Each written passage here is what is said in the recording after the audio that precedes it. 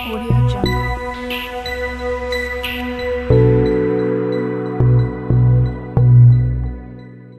Hello, good afternoon. This is Tyrone Ajobi, your host on Lanonasis Maple Wealth this time around.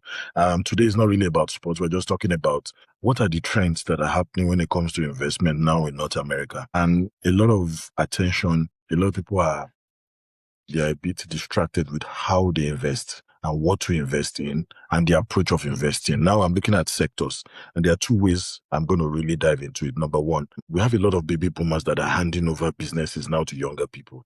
Baby boomers that were born between 1946 up until about 1969. Right now, they're all in their 70s and 80s, and they're handing over businesses to young Canadians. Now, if you're smart in Canada, this is the best time to start to buy some businesses. But it's good to do your own research. Try to understand which sector you're interested in and passionate about.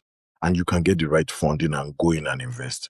What I'm going to be doing is just hold a small sector discussion and talk about some sectors in which a lot of immigrants are not looking at.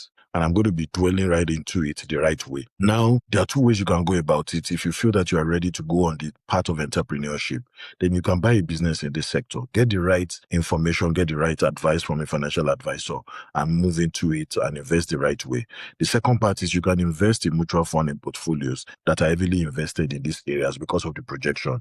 So those ones are called sector rotation, which means that that sector is growing astronomically.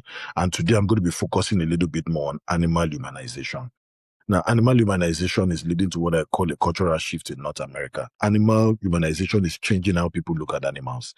Now, in North America, you need to look at animals more like pets now, especially the ones that are like friends to human beings. We are talking about dogs, cats. Right now, some people are already keeping rabbits and a couple of other animals. A lot of things are implying why the cultural shift in pet care is becoming something that is continuously overlooked. And I'll give you an example. People are treating pets as member of the family now in North America, other than traditional animals like the way people look at it in Africa. Yeah, a pet is part of the family. Now you will see a father telling a daughter, "You've just had a new brother," and they will just go, "Oh, where's the new brother?" And they go and they're like, "Oh, this is a new dog. His name is Rob. Is your new brother?" Animals are part of the family now. So that's why we call them strategic pets. And right now, the dynamics are changing. I'm going to show you some numbers that gives you an idea that that's a good sector to invest in. That's a good sector to buy off smaller businesses if you can. It's a lot of people are not looking at it, and it's good money there. I'm going to talk about it. If you look at the market growth potential, and I'm going to put some up on the screen, the global pet humanization market, and we've decided to call it pet humanization because the idea is people are now beginning to look at how you can help their pets live longer. So they're improving in nutrition, they're improving in research, they're improving in diet, they're improving in exercise, such that you can keep a pet and the pet will live with you for 30 years. And the reason why is because people are becoming more lonely these days. And in North America, people are not really getting married as they used to. People are not expanding their families as they used to. So now you will just see a single guy, a billionaire living by the water in Vancouver. But when you go to his house, he has like 7 dogs. Those 7 dogs, their diet alone, the medications they use alone, the nutrition, you understand, the amount of walks, you have to walk those dogs every day. So there's a lot of money in that sector, but a lot of people are not looking at it. And I'm going to dive into some of those numbers. And I felt that a larger audience needed more access to this information. Global pet humanization market is expanded to grow significantly, and it is strategic in North America, across the US and Canada, in about $560 billion by 2032. This is a strong cumulative annual growth rate, which means that you're going to be making steady money because even government is interested. On millennials, Gen Z, and for the next 10 years, especially for even the kids that they are giving birth to today, the younger generation will most likely have high pet ownership, which means that a lot of them are going to buy more pets. They're going to have high pet ownership. You can go into a home in Canada today and you will see one single family having 5 dogs. Those 5 dogs will eat 3 times a day. They have expensive nutrition. You have to walk them every day. You're going to have visits to the doctor, to their vet doctor.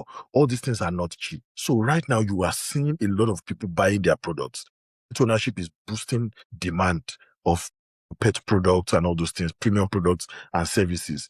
Investment opportunity is now becoming massive within this area. So I've had the pleasure of having some talks to people on financial literacy, and I advise them to be able to invest in this fund, and they've recorded massive growth within the last 2 years. Now, if you look at this sector, there's financial guidance needed. It's good to always talk to a financial advisor how you can take advantage of this market. Now, on the screen, I just want to give you the diverse segments and the ESG considerations. Gel Care in Canada is focusing strictly on pet care products and logistics. That's all they do. Creek Foods in Canada, premium pet nutrition. All they do is pet nutrition. SM Feminic in Canada, pet nutrition and wellness. Native Pets in the US, pet supplements. Montenac in the US, private equity in pet sector. So imagine private equity in pet sector. Petco in the US, retail, veterinary and insurance. Chewy in the US, they are strictly on pharmacy, insurance and online retail for pets. So it's just to let you know that animal humanization is the next thing, but nobody's looking at it. Nobody's asking questions. So look at the growth projections and market drivers for me, just clearly. Now, within animal humanization or pet humanization, there are 4 major sectors. And each of these sectors, I'll give you what their valuation look like in 2025. Now, if you look at the cumulative annual growth rate and future value insights for pet humanization markets alone, in 2025 was doing about 346.7 billion.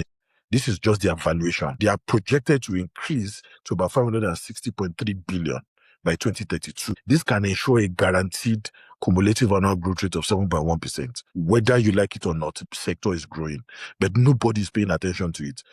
Global pet care industry doing about $345 billion right now on 2025 valuation. Now, the projected value, you understand, in 2030 will be doing about $500 billion or even more than that. And you are expected to have a guaranteed growth of about 6 to 7% on cumulative annual growth rates. It's market general. This one is just pet market general. That's their sector. They did about 20.1 billion, and that's on the lower side because they are not doing so much on that area.